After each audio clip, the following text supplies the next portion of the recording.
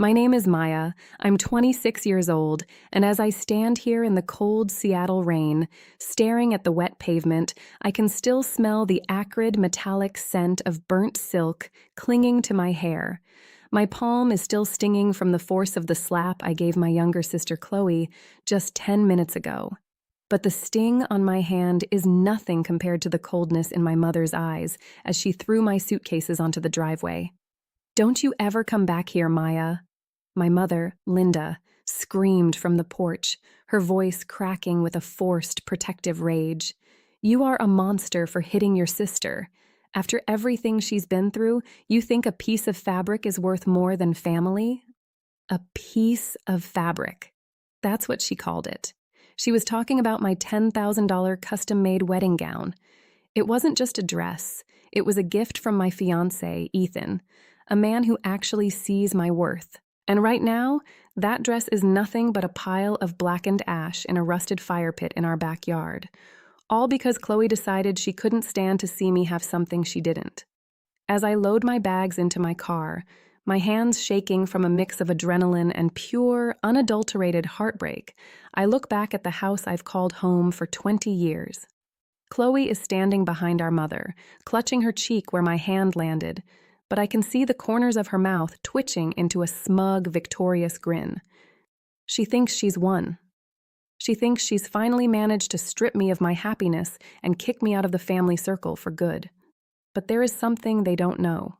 Something that makes this entire situation not just tragic, but incredibly ironic.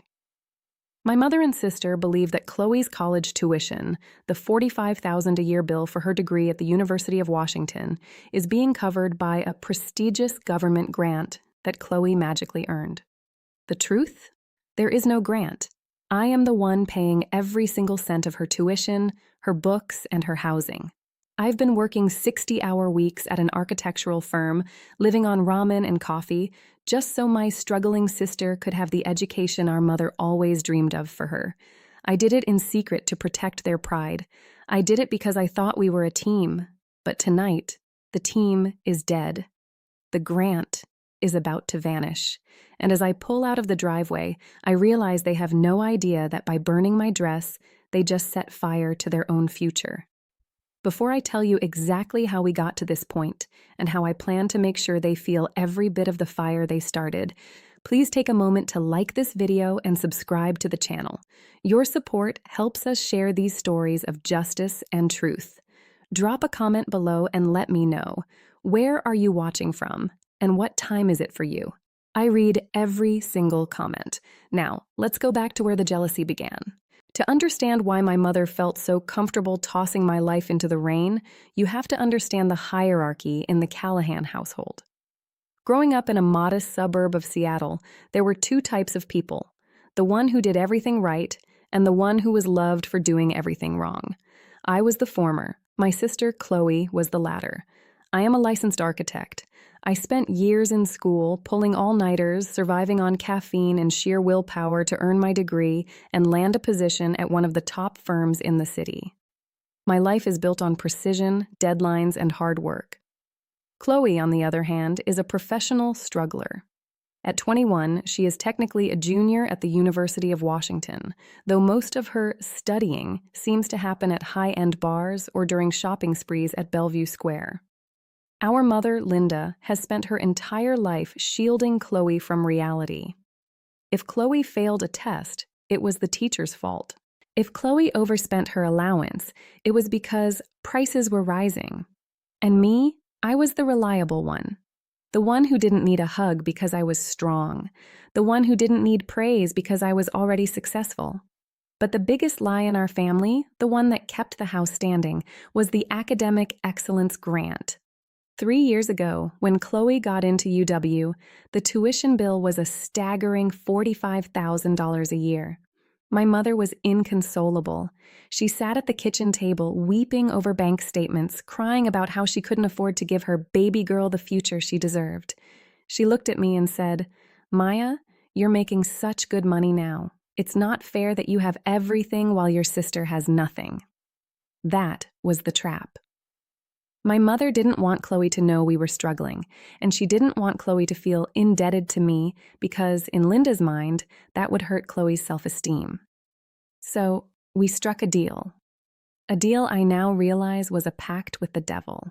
I would pay the tuition, every single cent of it, but it would be framed as a secret government grant that Chloe had earned through her supposedly high IQ. For 3 years, I've been the invisible benefactor. I live in a studio apartment that's barely bigger than a walk-in closet.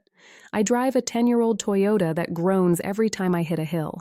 I pack my lunch every single day. Why? Because $3,150 a month goes directly from my bank account to the University of Washington's bursar office.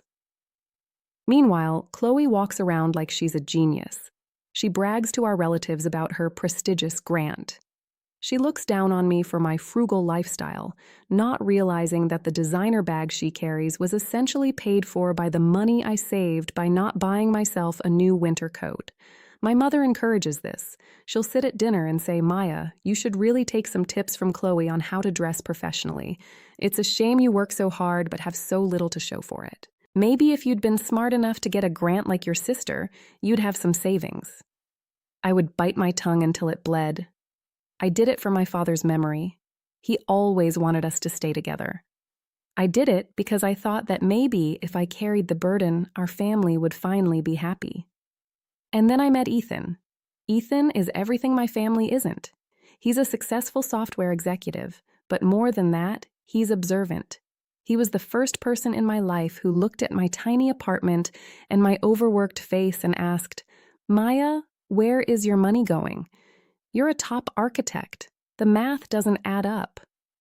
I couldn't tell him the truth at first. I was too deep in the lie. But Ethan didn't care about the money. He cared about me. He saw the way my mother belittled me and the way Chloe treated me like a personal assistant. He saw the invisible girl and decided to make her feel like a queen. 6 months ago, he proposed. It was the happiest day of my life, but for my mother and Chloe, it was a declaration of war. Ethan has wealth, yes, but he also has standards. He didn't fall for Chloe's charms or Linda's manipulative poor me act. He saw them for exactly who they were. The tension reached a boiling point when Ethan decided to gift me my dream wedding dress. He knew I would never spend that kind of money on myself because the grant, aka my bank account, was always drained. When that dress arrived, a $10,000 masterpiece of silk and hand-stitched lace, it wasn't just a garment. It was a symbol. It was the first thing in my life that was just for me. No one else had a claim to it. Chloe couldn't borrow it, and my mother couldn't redistribute it. I'll never forget the look on Chloe's face when she saw it. It wasn't happiness for her sister. It was a cold, calculating hunger. She touched the fabric with a sneer and whispered, "It's a bit much for someone like you, don't you think? It's almost wasteful." My mother agreed. "Ethan is spoiling you, Maya. It's going to go to your head. You should consider selling it and putting the money toward Chloe's grad school fund. After all, family helps family." That was the moment I realized that no matter how much I gave, it would never be enough. I was a well to be pumped dry, and they were the thirsty ones who would never say thank you. But the real fire hadn't even started yet. Ethan knew that my life had been a series of compromises. He had seen me wear the same 2 professional blazers to every meeting for a year, while my bank account was being bled dry for Chloe's genius grant. He didn't say much, but he was observant. One Saturday afternoon, about 3 months before our wedding date, he told me to get dressed up. "We're going for a drive," he said, that playful but protective glint in his eyes that always made me feel safe. We ended up in downtown Seattle, pulling up in front of an exclusive, appointment-only bridal boutique. The kind of place where the windows are crystal clear and there's only one dress on display, looking more like a museum piece than a garment. I hesitated at the door.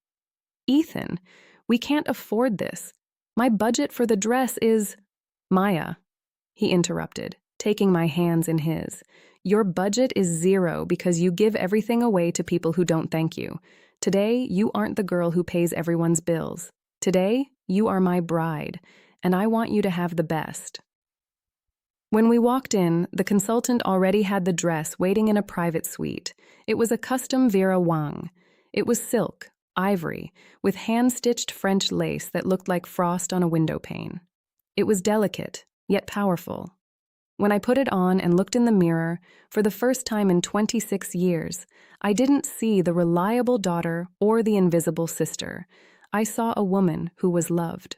It cost $10,000, a figure that made my head spin, considering it was nearly 3 months of Chloe's tuition, but Ethan paid for it without blinking. He wasn't flaunting money, he was investing in my joy. The mistake I made, the one I'll regret forever, was bringing that dress back to my mother's house to show her. I thought, perhaps naively, that even Linda could be happy for me just this once. I arrived home with the heavy garment bag. Chloe and my mother were in the living room, surrounded by shopping bags from their latest grant-funded spree. When I unzipped the bag just enough to show them the lace, the air in the room didn't just turn cold, it turned poisonous. Chloe didn't say, "Congratulations." She didn't say, "It's beautiful."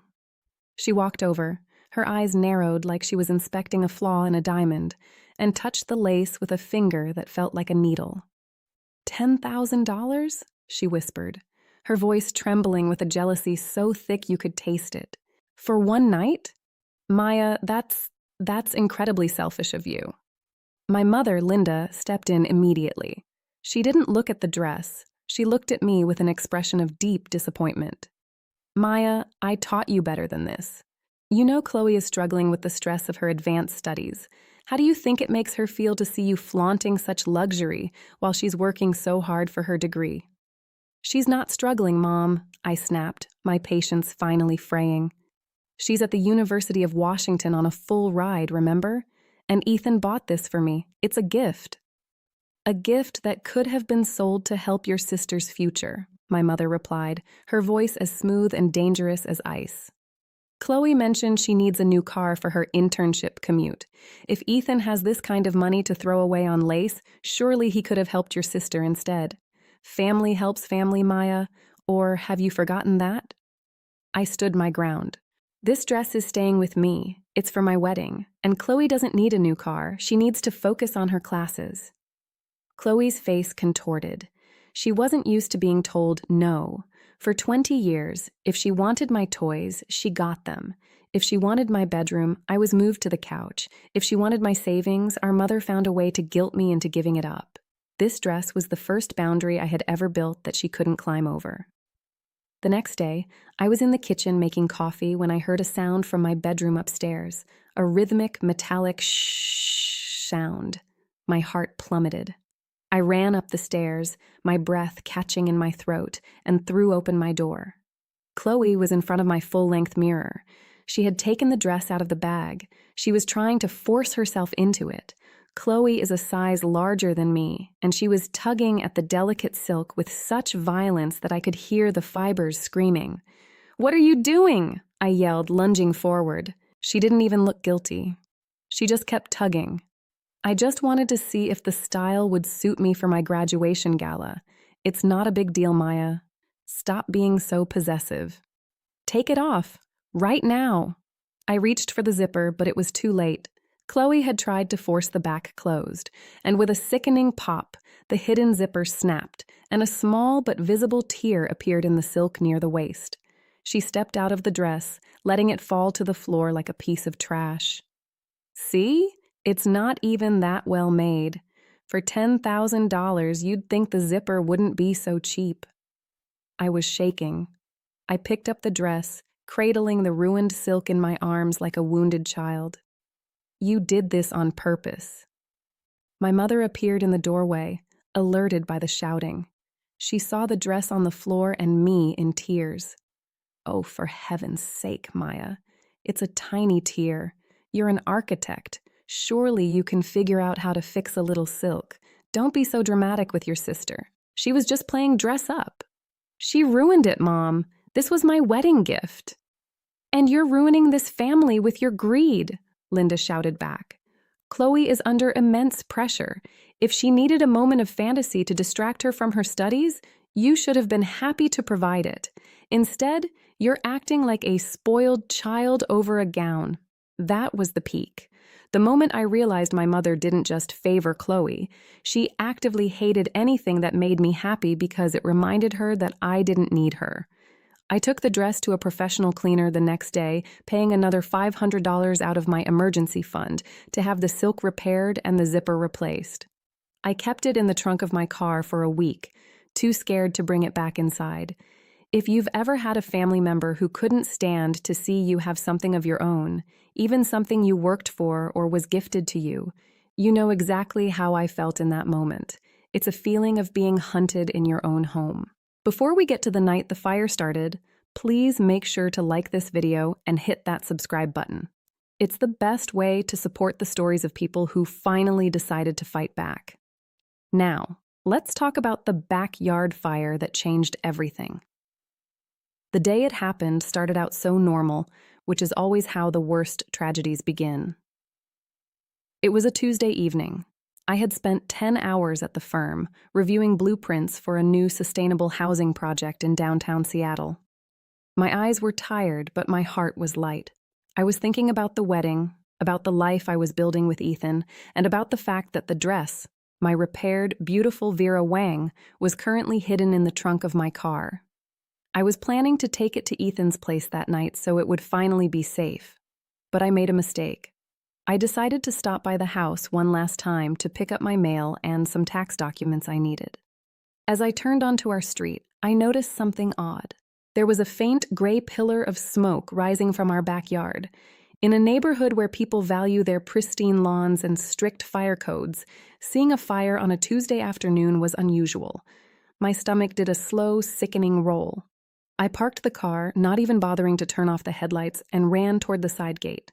The air was thick with a scent I recognized immediately. It wasn't wood or dry leaves. It was the heavy, chemical smell of burning fabric and melting plastic. I rounded the corner of the house and stopped. There, in the center of the rusted iron fire pit, was a mountain of white. Only it wasn't white anymore. It was turning black, curling into charred flakes as the orange flames licked at the lace I had spent $500 to repair just days before. My mother, Linda, was standing by the pit, her arms crossed, looking at the fire with a strange, detached calmness. Chloe was next to her, holding a long metal poker, pushing a piece of the burning bodice deeper into the embers. I couldn't even scream at first. The air felt like it had been sucked out of my lungs. I lunged forward, grabbing a nearby garden hose, but my mother stepped in front of me, her face like a wall of stone. "Don't bother, Maya," she said, her voice terrifyingly steady. "It's gone. It's better this way." "What are you doing?" I finally managed to gasp, the words tearing at my throat. "That's my dress. Ethan bought that for me. It cost $10,000. Chloe looked at me then. Her eyes weren't filled with regret. They were filled with a terrifying sort of satisfaction. She tossed the metal poker onto the grass and wiped her hands on her jeans. "It was an accident, Maya. I was trying to iron a wrinkle out for you, and the iron caught fire. I panicked and threw it in the pit to keep the house from burning down." "Liar!" I screamed, stepping toward her. "The iron caught fire? In the backyard? You took it out of my trunk. You went into my car." I needed a tool from the trunk, and I saw it there. Chloe shrugged, her tone shifting from fake innocence to cold honesty. "And honestly, Maya, why do you need a $10,000 dress anyway? You're an architect. You're successful. You always get the best things, the best grades, the best job, the best man. I'm struggling just to finish my degree, and you're flaunting this gown in my face every day. It was making me depressed. Mom said your vanity was hurting my mental health." I looked at my mother. I expected to see some flicker of shame, some realization that her daughter had just committed a crime. But Linda just sighed, as if I were the one being difficult. "Maya, stop being so dramatic. It's just fabric and thread. Chloe has been under so much stress with her final exams. She felt like you were rubbing your wealth in her face, and as your mother, I had to prioritize the child who is actually struggling. You have Ethan. You have your career. Chloe has nothing but her studies. This dress was a symbol of your greed, and we decided to remove the temptation." "A symbol of my greed," I whispered, tears of pure rage finally breaking. "I work 60 hours a week. I paid for that repair myself. And you stole it from my car and burned it because Chloe was depressed?" "It's just a dress," Linda repeated, her voice rising. "Ethan is rich. He'll buy you another one. Stop attacking your sister. She's sensitive, Maya. She didn't mean for it to go this far, but she was hurt by your attitude." Chloe stepped forward then, a smug grin playing on her lips. She thought she was untouchable. She thought that, as always, our mother's protection was a bulletproof vest. "Just admit it, Maya. You like making me feel small. Well, who's small now? You're going to walk down that aisle in a trash bag for all I care." That was it. The years of silence, the years of paying Chloe's tuition while she called me frugal, the years of my mother erasing my existence to make room for Chloe's ego. It all boiled over in a single second. I didn't think. I didn't plan. My hand moved on its own. Slap. The sound echoed off the back of the house. It was loud, sharp, and final. Chloe's head snapped to the side and she stumbled back, clutching her cheek. For a moment, there was total silence, broken only by the crackling of my $10,000 dream turning into ash. Chloe let out a piercing, theatrical shriek. "She hit me! Mom, she hit me!" My mother's transformation was instant. She didn't care about the dress. She didn't care about the theft. She saw her golden child in pain, and she turned into a monster. She lunged at me, pushing me back toward the house. "How dare you!" Linda screamed, her face contorting with a rage I had never seen directed at Chloe. "In this house, we do not lay hands on family. You are a violent, selfish, hateful woman. I knew Ethan was changing you, making you think you're better than us." "She burned my dress, Mom," I shouted back, but it was useless. "I don't care if she burned the whole world," Linda yelled. "She is your sister, and you just assaulted her. I will not have a monster living under my roof. Get out." "Mom, wait. I said get out." Linda stormed into the house. I followed her, my heart hammering against my ribs. She went straight to my room, grabbed my suitcases from the closet, and began throwing my clothes into them. Not folding, just jamming them in with a violent energy. She dragged the bags down the stairs and literally threw them out the front door into the pouring rain. "Don't you ever come back here until you've learned how to respect your family," Linda said, her voice now a cold, deadly whisper. "Go to your rich fiancé. See if he wants a woman who hits her own sister. You're dead to me, Maya. As of this moment, you have no mother and no sister." She slammed the door in my face. I heard the deadbolt click. I stood there on the porch, drenched in the Seattle rain, looking at my suitcases lying in the mud. I looked at my car, where the empty garment bag sat in the trunk like a ghost. I had nothing but my phone, my car keys, and a heart that had been shattered into a million pieces. As I dragged my bags to the car, I looked up at the window. I saw Chloe standing there, holding a bag of frozen peas to her face, watching me. She wasn't crying anymore. She was smiling. She had won. She had the house. She had our mother. And she had destroyed the one thing that made me feel special. I got into the car, my hands shaking so hard I could barely put the key in the ignition. I drove for 20 minutes, my vision blurred by tears, until I pulled up at Ethan's apartment. When he opened the door and saw me, shaking, soaked, and smelling of smoke, he didn't ask questions. He just pulled me inside and held me. "They did it, Ethan," I sobbed into his chest. "They burned it. It's all gone." "I know, baby," he whispered, stroking my hair. "But they don't know what they just cost themselves. I promise you, Maya, they have no idea." And he was right. Because as I sat on Ethan's couch, wrapped in a warm blanket, I picked up my phone. I logged into my bank app. I looked at the automatic transfer scheduled for the following Monday, the $3,250 payment for Chloe's junior year tuition. With one steady breath, I hit cancel.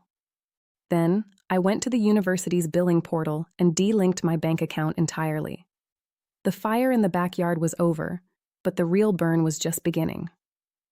Before we get to the part where the university sends that first overdue notice, please make sure you've liked this video and subscribed. What would you have done if you were in my shoes? Would you have slapped her, or would you have walked away? Let me know in the comments. Now, let's see what happens when the money stops flowing. Waking up at Ethan's apartment the next morning was a surreal experience. For the first time in my adult life, I didn't wake up to the sound of my mother's voice complaining about something I hadn't done, or Chloe shouting about a missing earring.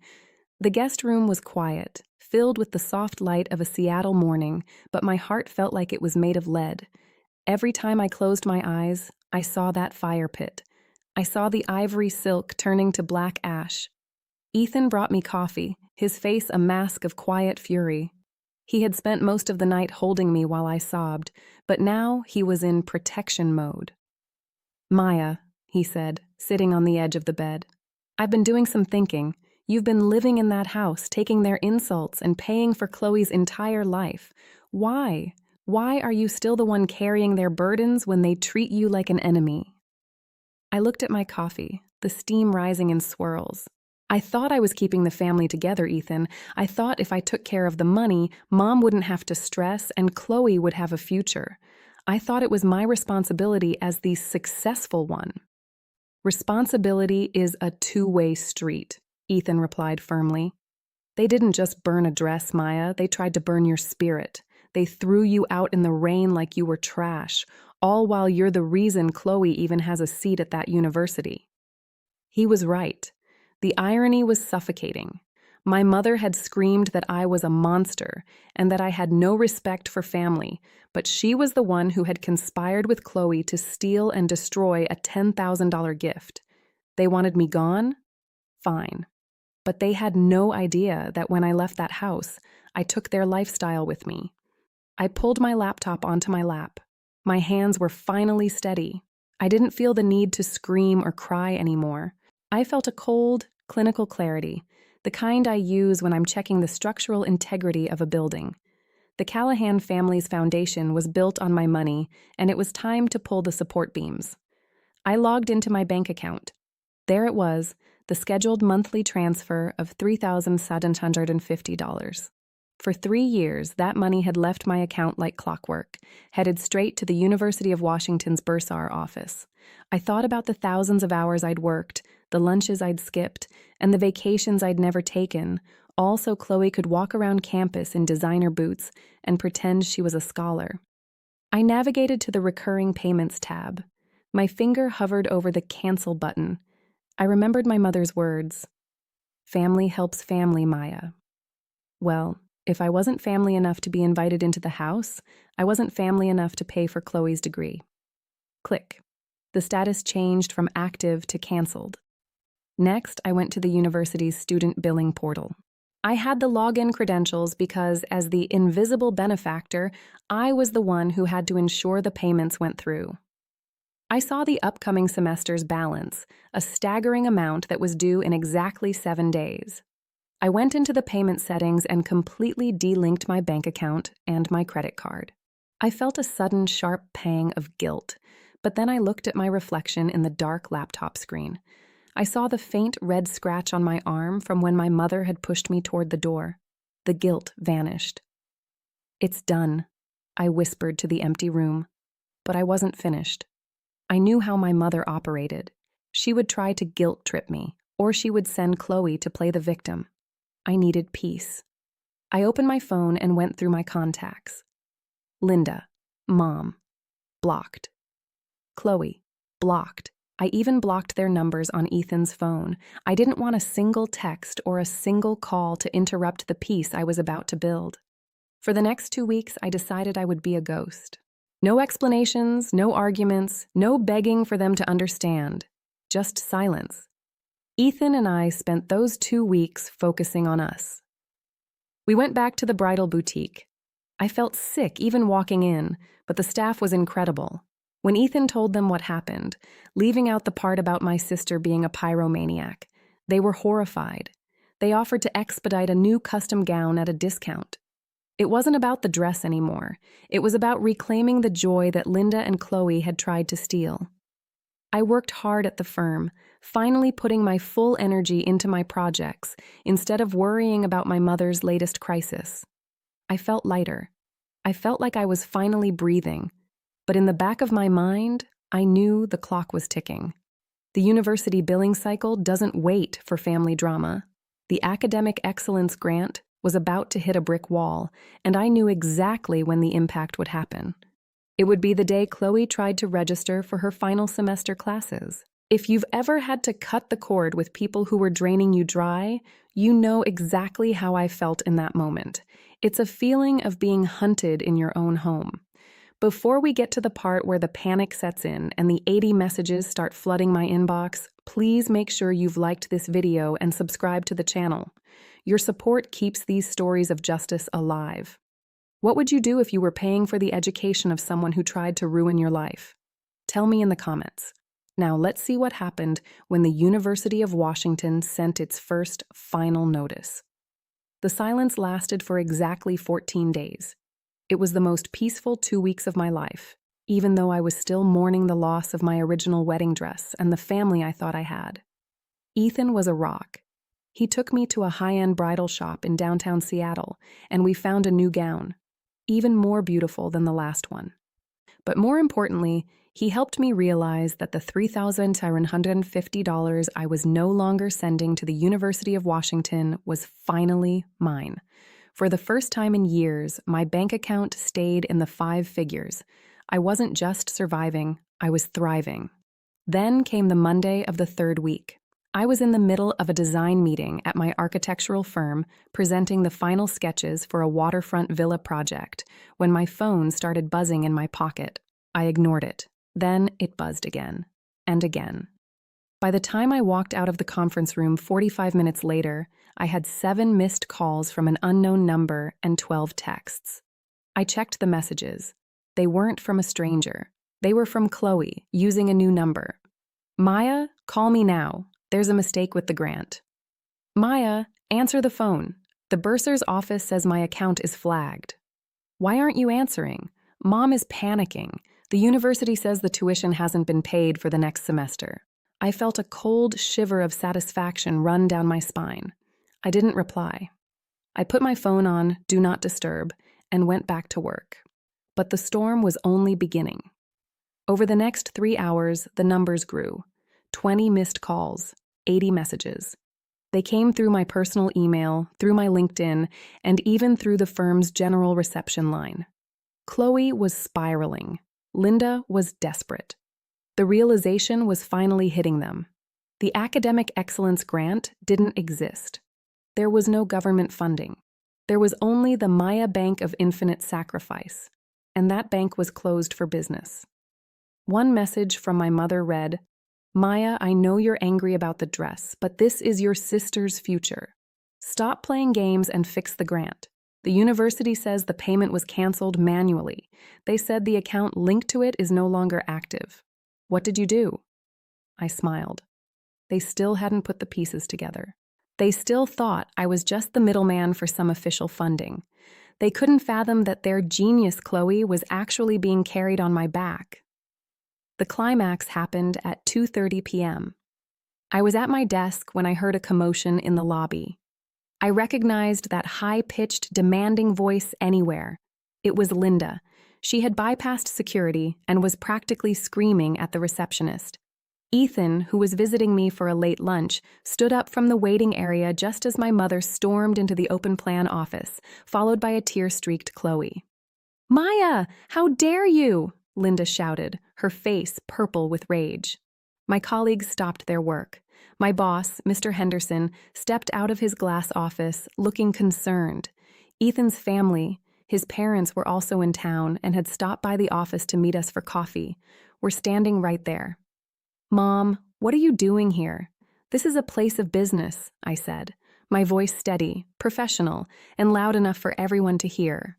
You canceled her grant, Chloe shrieked, pointing a finger at me.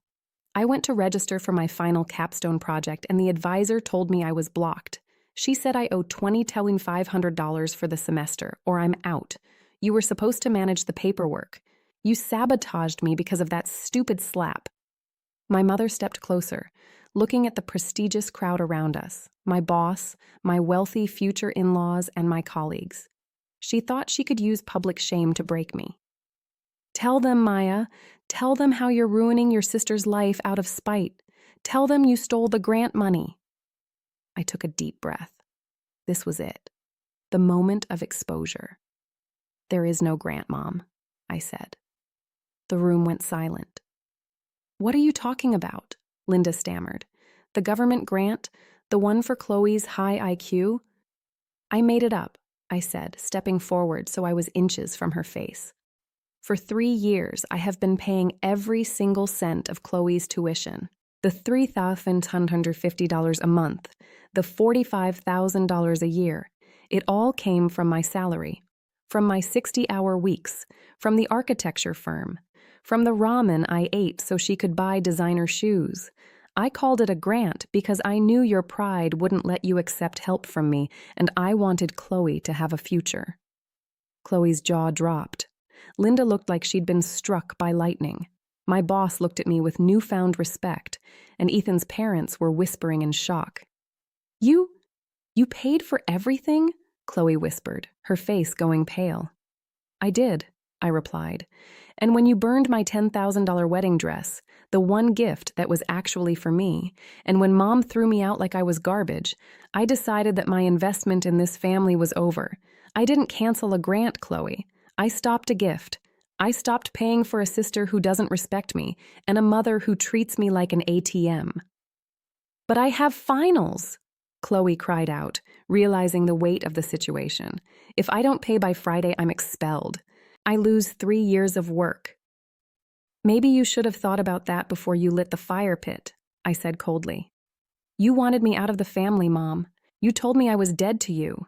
Well, dead people don't pay tuition bills. Linda tried to grab my arm, her voice shifting from rage to a desperate, manipulative plea. Maya, please. We didn't know. We were emotional. You can't let her fail. Just one more payment, please. We'll pay you back. With what money, Mom? I asked.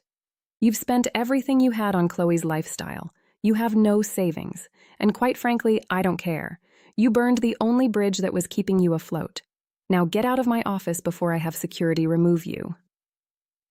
The silence in the office was deafening as security finally arrived. Linda and Chloe were escorted out, their frantic protests echoing down the hallway.